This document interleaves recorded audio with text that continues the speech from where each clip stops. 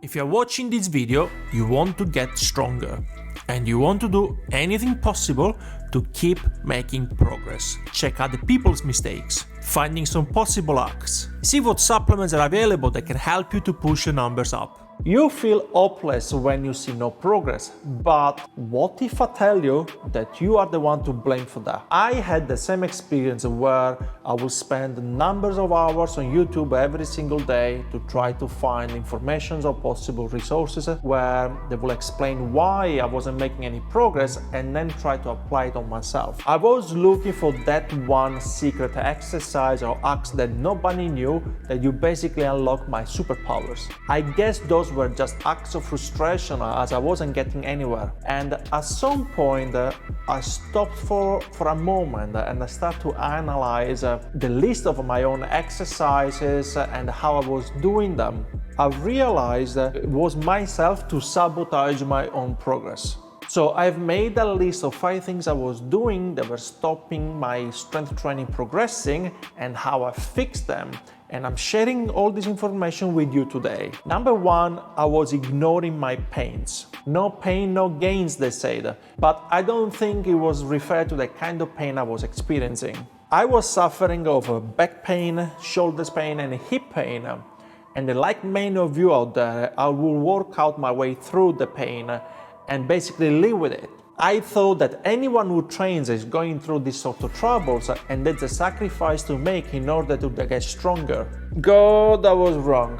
I could feel them all the time. They were basically bothering me during every workout. My deadlift, my squat, my bench, they were all suffering. I couldn't make any progress simply because I couldn't. Everything hurt. I was suffering from a lot of body imbalances, muscle imbalances that are completely neglected for way too long since my accident perhaps. Moving on, I stopped thinking that my technique was perfect. Very arrogant young man. A guy in the gym once told me how bad my back looked while I was doing a deadlift.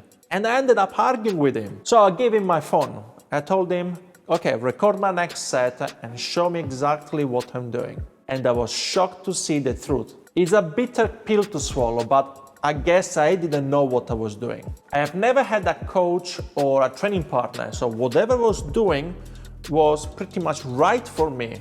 After that incident, I recorded all my major lifts, and boy, they were bad. On all my lifts, there was something to fix or something wrong, and something to learn, and that took time. Another thing I stopped doing is thinking about my training as exercising. And what I mean by that is I was organizing my workouts, or at least planning them, by adding all the possible exercises I could find on the net and doing them as the best way as it was suggested for my goal. Let me explain better. If I wanted to do a chest workout, I will pick all the chest exercises you will find around that has been said to be good, and I will do all of them at the same rep ranges and the same sets. So for instance, at a 3x12, and week by week the weight will possibly be the same. Same story if I wanted to get stronger. So I will do everything the same, just a bit heavier, and every week it will be pretty much the same. There was no variety, there was no progressive overload, there was really not a structure on what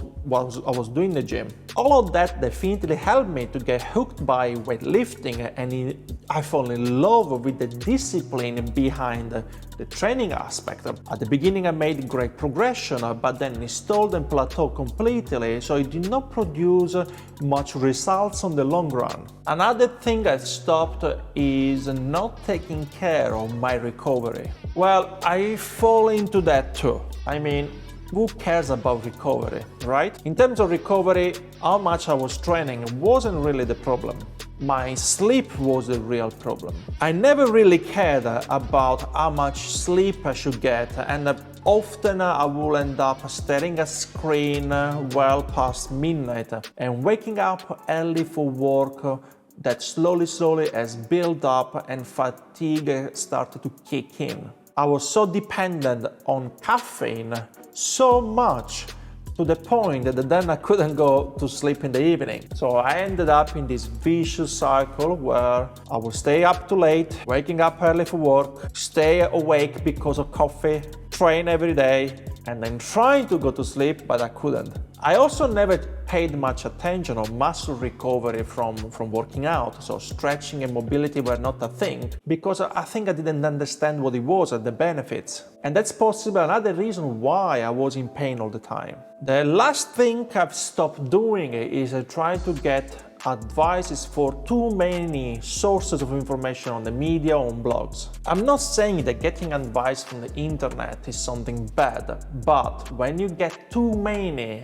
and you mix all of them up, it will end up being a cake that tastes of disaster. Picking up a few channels that had a very focused topic on their videos or on the content close to what I was trying to do or achieve, it would have been a more sensible thing to do at that time. So how did I come out of all this mess? Well, the first thing I did is review it and fix my training routine. I thought that was the one that needed the most attention at the time. So I did some research and prepared a new program. I have scheduled less exercises for a single day. I have added very focused stretching and mobility drills to my warm-up and cool-downs. I have obviously changed all my sets and reps. I have also added core and stability training, and I cut down from 6 training days to 4 training days only. So for this first phase, I wanted to reduce my muscle imbalances, fix my pain, and relearn all the exercise that I was doing wrong, so I was focusing on technique. This time all the information I used for preparing my new program were from reliable sources. I've been very selective and I removed wherever it wasn't fitting the purpose. I have also purchased some books that have helped with that, with the program, and they help me understand better as well the principles of overloading and recovery. In regards to my sleep, I made a few non-negotiable rules that will get me bed on time. In bed by 9:30, no more screen by 10 o'clock, and possibly read a few pages of a book before going to sleep. That for some, I know, is not optimal, but that was a massive improvement for me. I've noticed the changes and the benefits straight after a few days of following this new regime, and I've been following that since. The combination of all of that has resulted in me better understanding my body's priorities and needs, and consequently, I started to hit PRs after just a few months. Finding what works for you can take time and effort to research and test what really suits you. Those lists, there is just a few things that you could potentially do that can help you to make progress and break your plateau. They can possibly work for you too, maybe not. There are obviously many other factors that can potentially influence your strength, and one of them is definitely food. Knowing more about calories and macros ratios is definitely something useful when it comes to strength, but that's something that we're gonna keep for another video. Support the channel by hitting the subscribe and the like button. For today, guys, we are done, and keep crushing those weights. I will see you on the next one. Ciao!